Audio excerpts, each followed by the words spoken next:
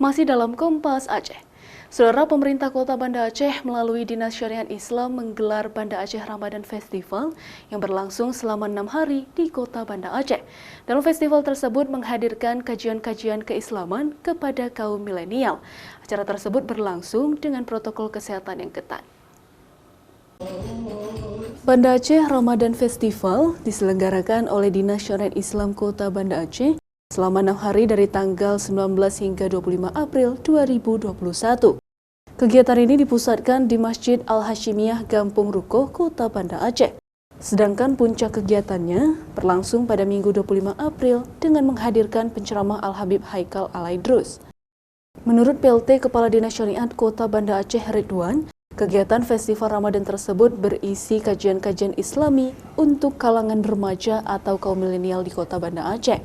Sedangkan materi yang disampaikan dalam kajian Ramadan tersebut yaitu tentang ilmu fikih, ilmu tauhid, dan juga ilmu tasawuf oleh ustadz yang berbeda. Kegiatannya adalah pengajian untuk kalangan remaja yang kita pusatkan di Masjid Hashimiyah atau Masjid Putih. Dan isian kajiannya itu adalah pertama kajian fikih, karena memang fikih sangat dibutuhkan bagi remaja kita. Kemudian tauhid sebagai penguatan akidahnya.